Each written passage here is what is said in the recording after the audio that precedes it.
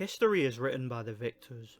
As someone who likes to examine history from a more open-minded and less dogmatic perspective, that quote is one of my personal favourites. It's one of the most interesting concepts that seems to go over many people's heads, the idea that history is often told by a series of unreliable narrators, and it's particularly intriguing how when it comes to the history of wars, conflict and empires, as well as regimes, the bad guys never seem to win, do they?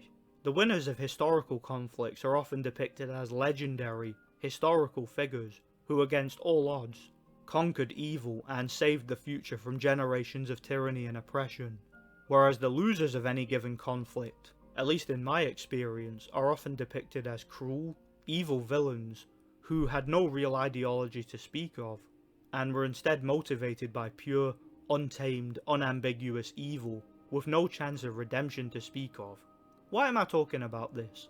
Because this concept of unreliable historical information and rhetoric also applies to fiction, and the Elder Scrolls series is particularly interesting in this regard. Nordic Warrior here, hope you guys are all doing well. So those of you who have been following my channel will know that recently I've been doing what I like to call character profiles.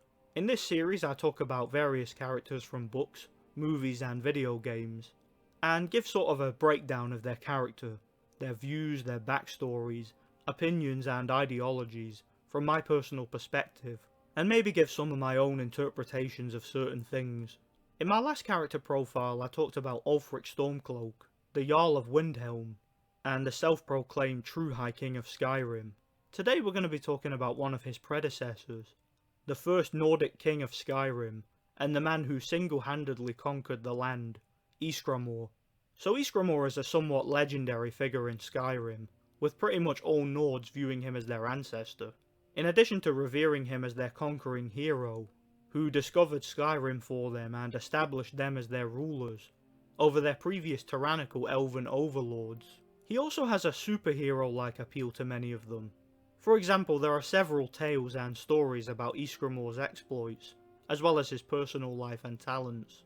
He was said to be so strong that he could carry a two-handed battle axe in one hand, and a shield in another.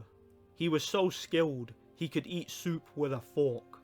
He was so resourceful that he sailed a huge ship back to Atmora from Skyrim himself, before returning to Skyrim with a relatively small army of about 500 Nords, and proceeded to genocide the entire elven population of the province with little to no effort. In short, he's the Chuck Norris of the Elder Scrolls series. He's a badass, the ultimate alpha male. Here's the problem.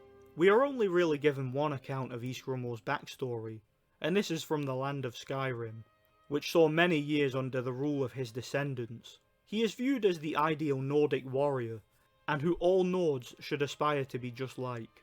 Yet given the nature of such things, it's very likely that the stories about Ysgramor and the man he was were either greatly exaggerated, or at very least embellished, to give a more fantastical and long-lasting perception of the man he was. In short, Ysgramor is the product of many years of biased, unreliable narrators. So Ysgramor was born on the continent of Atmora, to the north of Tamriel. Atmora was a frozen land populated by Nords, extremely cold. The only thing colder than Atmora was the Nords themselves, a race of strong, brave-hearted warriors who lived their entire lives in constant conflict. There were several major wars that took place on Atmora, many of which we know very little about. What we do know is that sometime during the Merethic era, a small group of Nords decided to leave the continent and sail south towards Tamriel. The first land the Nords arrived in was the frozen land of Skyrim. That would likely have reminded them of back home. During this time, Skyrim was populated by a race of pale-skinned elves known as the Falmer, or Snow Elves. A lot of the information we have about the Nords who first arrived in Skyrim, and their relationship with the native elves is unclear, but based on what we're told, from those who experienced it, the relationship between the two races was relatively peaceful for a time. The Nords established the first human settlement in Tamriel during this time. This settlement was known as Sarthal, in the northeast of Skyrim, in an area that was mostly frozen. One of the Nords who populated the settlement of Sarthal was Ysgramor, a young Nord warrior, who along with his two sons resided there. As the Nords began to settle into Sarthol, the harmony between them and the elves came to a bitter end. One night while the Nords were sleeping, a band of Falmer snuck into Sarthol and, for seemingly no reason, massacred almost the entire Nordic population. Why the Falmer did this is unknown. Some people believe that the Nords were growing too advanced and too organised, and that the Snow Elves feared that they would become their equals, deciding to take them out to prevent this. Others say that this isn't the case, and the real reason for the attack was that the Nords, while digging deep in Sarthol, discovered something, an artifact of unstable power. This artifact is generally considered to be the Eye of Magnus. Whatever the case may be, the Falmer wiped out most of the Nordic population of Sarthol, and attempted to massacre them all. This event became known as the Night of Tears. However, there were some Nordic survivors. One of those survivors was Ysgramor, along with his 2 sons. Ysgramor and his sons escaped Sarthol, and returned to their boat, sailing back to Atmora to bring news to the other Nords. Sometime later, upon hearing about the treachery of the Falmer, a small army of Nordic warriors, who were said to have numbered about 500, decided to join Ysgramor and return to Skyrim to take revenge on the Snow Elves. This army became known as the Companions, or the 500 Companions of Iskramor. Ysgramor and his army of Nordic warriors sailed to Skyrim, and upon arriving there, decided to wage all-out war.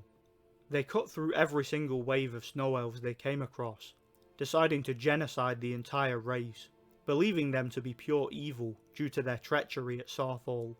Ysgramor was particularly cruel in his conquest of Skyrim, sparing no elf he came across no matter what. The only prisoners he took were used as slaves and forced to work, building settlements for the Nords. Ysgramor left no area of Skyrim untouched, and his men even conquered the nearby island of Solstheim, executing any snow elf who opposed them.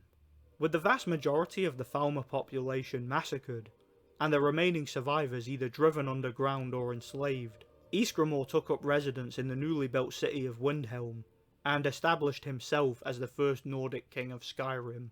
As I mentioned earlier in the video, much of what we hear about Ysgramor is told to us through a series of unreliable narrators, and for me that makes him a particularly interesting character. Was he really this unstoppable badass, who took over an entire country with only a small army of barbarians, with superhuman strength and the ability to defy the laws of physics with cutlery and weapons? Or was a lot of this embellishment? Was his massacre of the Snow Elves justified as revenge for the events of the Night of Tears? Or did Ysgramor take his revenge too far? Was he a hero who rightfully went down in history as a legend? Or was he a villain who used his power and influence to become a tyrannical dictator, and ensure that history was kind to him? Whatever the case may be, he's certainly a very interesting character. Thanks for watching guys, I really enjoyed talking about Ysgramor. Be sure to check out my other character profiles if you want to, as well as my video game review series. Once again, I have a lot of content coming to the channel in the near future. Thanks for watching and God bless.